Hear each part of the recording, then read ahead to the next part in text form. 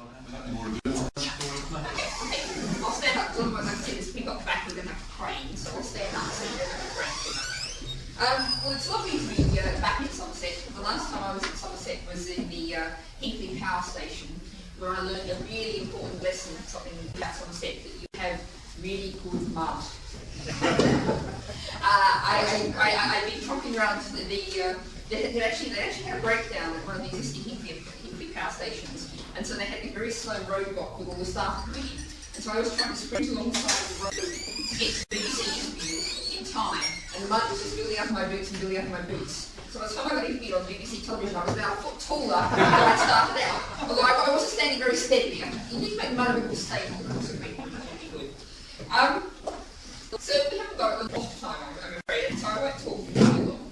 But one of the things that I find up and down the country, when I get the chance to go out and knock on a few doors, is that people, I was just saying this to the BBC now, people are really looking for alternatives. What we have at the moment is the three largest political parties who really must have some very sore toes. They're tromping on each other's toes so much as they're occupying the same political space. You know, the Labour Party isn't challenging the austerity narrative. It isn't challenging the claim that it was all the government spending that caused all the economic problems. It wasn't all those banks and all that casino capitalism that was going on.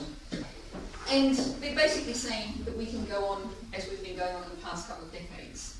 Decades in which we've been using up more and more of the world's resources. So that we're now in a situation where here in Britain, we're living as though we have 3 planets, even though we've actually only got 1 planet. And we've also got a situation where the rich, the 1% of the occupied closet, are getting richer and richer, and the rest of us, but particularly the poor in society, are getting poorer and poorer. So what we need is a really different kind of economy. If you're looking for a couple of words to sum it up, I talk about a jobs-rich, low-carbon economy. And that's what we absolutely have to build.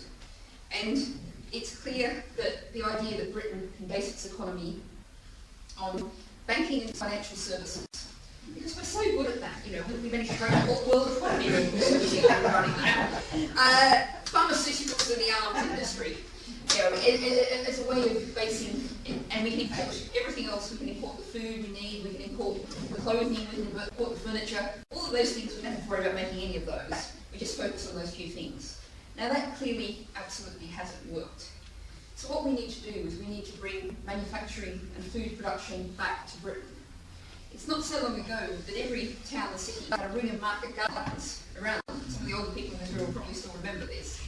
And what used to happen was a lot of the food sitting on your plate, particularly the vegetables, would have only come a few miles from the outside of town into your plate.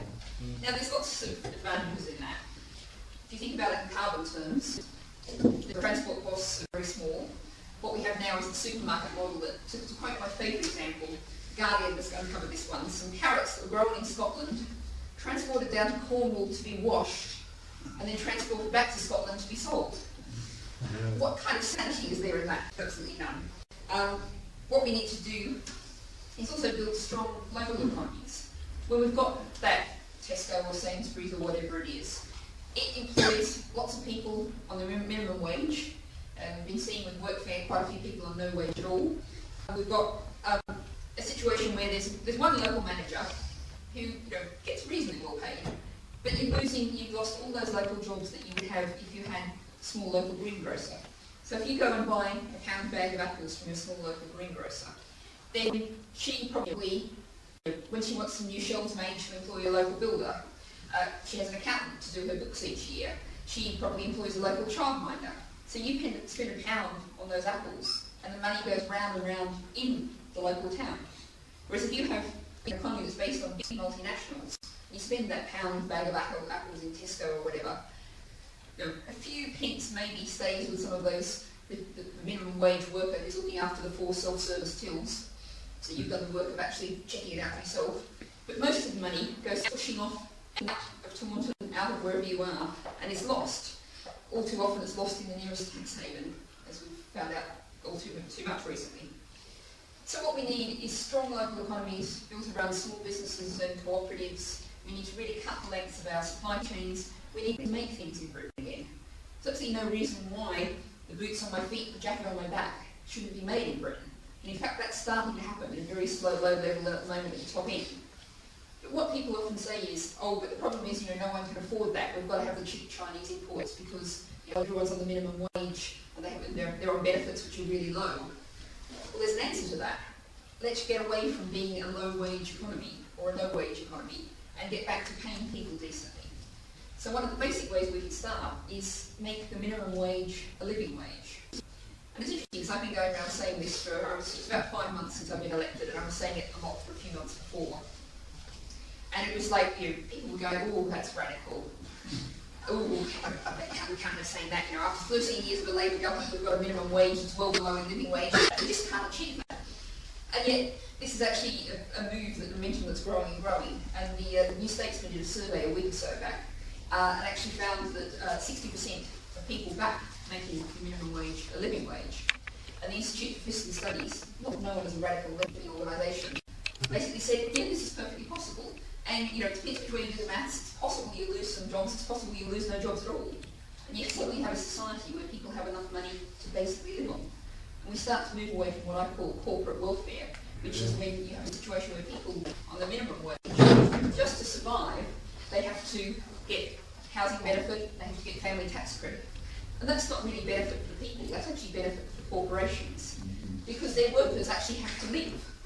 That's a basic criteria of someone to be a worker. And it's paying enough to live on. So the government is actually subsidising that money going straight to the corporations. And if we did actually make the minimum wage a living wage, the net benefit to the government, there's a whole long list of things that ends up to £7.5 billion is the net benefit to the government. So one of the things people say is, can we afford the cost of a living wage, the local council can't afford it. Actually, there's huge financial benefits in making the minimum wage a living wage. Some of the other things that I often talk about are, actually today was unusual.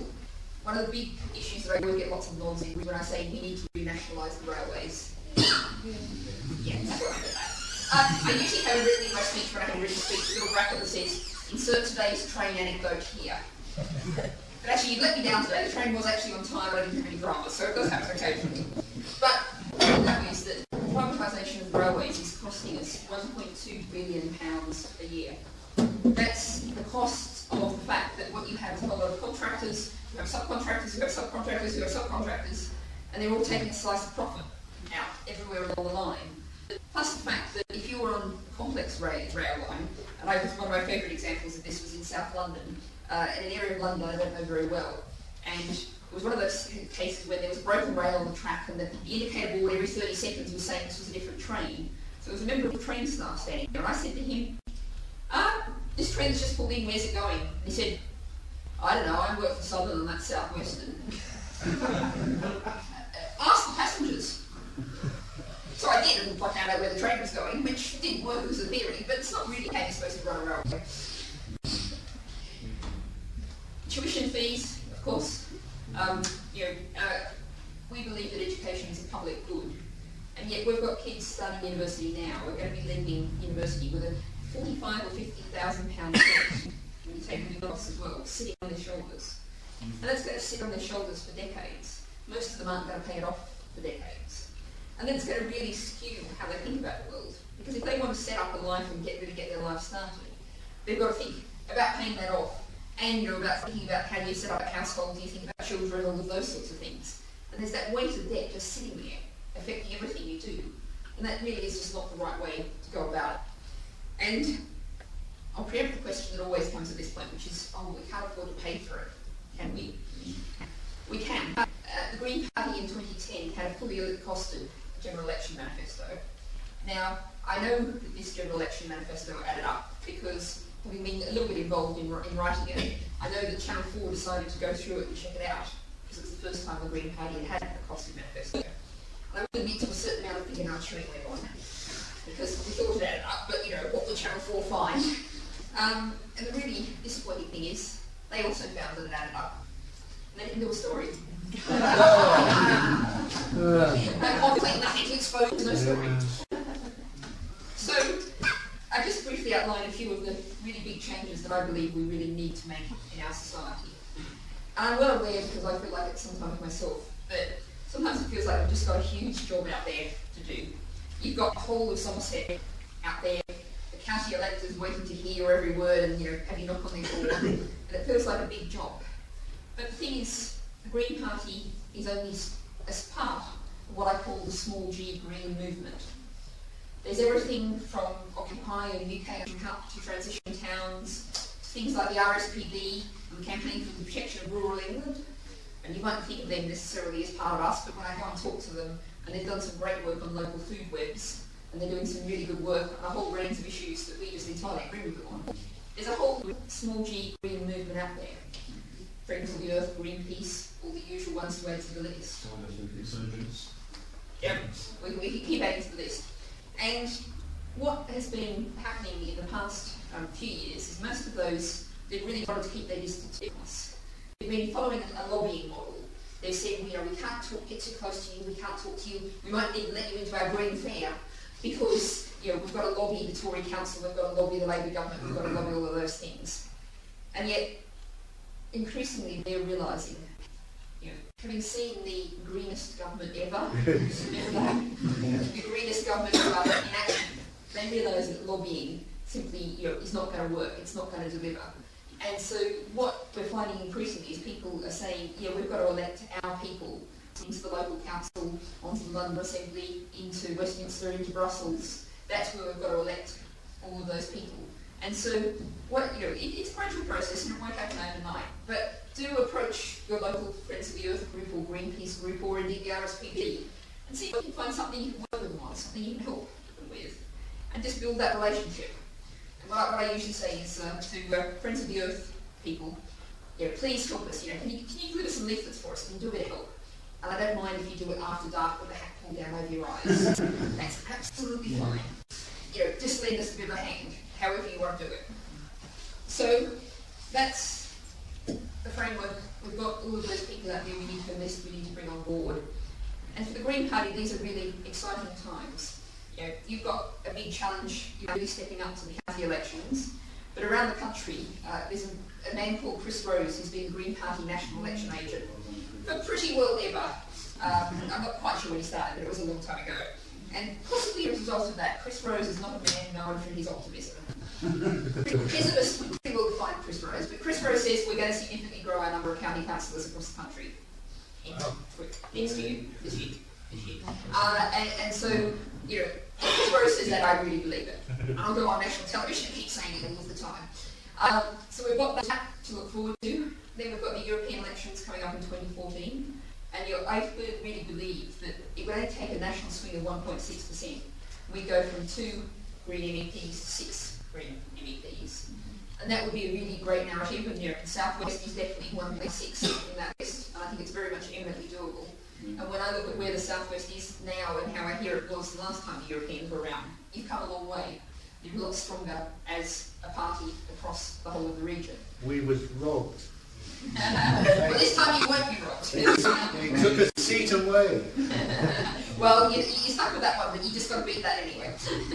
And so that's, if we then go into the general election in 2015 with that narrative of a growing Green Party, lots of effective Green councillors, Green MEPs, all around the country. And we've got something that we've never had before going into 2015, which is we have an MP. Now, last time when I stood in 2010 in the general election, because I stood in Camden, which is a very political place, we had 10 hustings, which meant I got to know the Tory candidate really, really well. Much better than I wanted to. But I got equal space with the 3 larger parties, I got equal time, and lots of people kind of went, oh, isn't it nice the Greens here? Oh, and she talks sense. Oh, she might have even won that hustings, isn't it nice? Patronisation central. But I couldn't say to that room, if you elect me as your MP, I will do this, this, this, and this, because everyone would have laughed. But it's going to be different in 2015. Because in 2015, wherever you are in the country, wherever you are in Somerset, you can say, Brighton Pavilion did it. You can do it too. Now, it's very hard to know what that means in terms of numbers, but it does profoundly change the rules of the game. In that, you can elect an MP to Westminster. We've proved it. So, I think with the counties, the Europeans, and then the Westminster election, it's exciting times. We've got lots of people who are really looking for new answers. What we've got to do is get out there and explain those answers to them. Thank you.